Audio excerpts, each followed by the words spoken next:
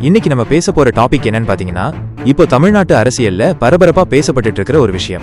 அது வேற ஒண்ணும் இல்ல, நம்ம முன்னாள் நாடாளுமன்ற உறுப்பினர் மைத்ரேயன் சார் கொடுத்த ஒரு அதிரடியான பேட்டி தான். அவர் என்ன சொன்னார் தெரியுமா? அதிமுகவால் பாஜகவை விட முடியாது அப்படின்னு வெளிப்படையா பேசியிருக்காரு.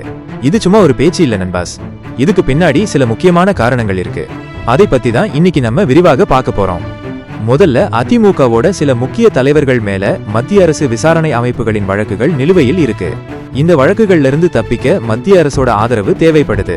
அதனால பாஜகவை பகைச்சுக்கிட்டா அவங்களுக்கு சிக்கல் வரலான்னு ஒரு அச்சம் இருக்கு. இதுதான் முதல் காரணம். அடுத்தது, ஒரு பெரிய கட்சியை நடத்துவதற்கு பணம் ரொம்ப முக்கியம். மத்திய அரசோட விசாரணை அமைப்புகள் ஒரு கட்சியோட நிதி ஆதாரங்களை பாதிக்க முடியும். அதனால அவங்க கிட்ட இணக்கமா இருந்தாதான் நிதி ரீதியா எந்த பிரச்சனையும் வராதுன்னு அதிமுக நினைக்குது. மூன்றாவது காரணம் தேர்தல் உத்தி. தமிழ்நாட்டுல பாஜகவுக்கு அதிக வாக்குகள் இல்லைனாலும் வடநாட்டுல அவங்க ரொம்ப பலமா இருக்காங்க.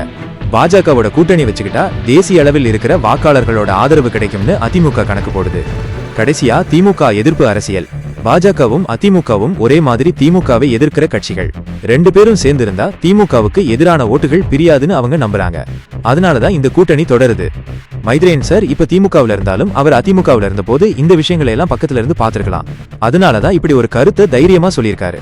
ஆனா எடப்பாடி பழனிசாமி சார் அதிமுக யாருக்கும் அடிபணியாதுன்னு பல முறை சொல்லியிருக்காரு. இந்த விஷயத்தை பத்தி நீங்க என்ன நினைக்கிறீங்க? அதிமுக உண்மையாவே பாஜகவை பிரிய முடியாதா? உங்க கருத்துக்களை கமெண்ட்ஸ்ல சொல்லுங்க. இன்னொரு வீடியோவில் சந்திப்போம். நன்றி.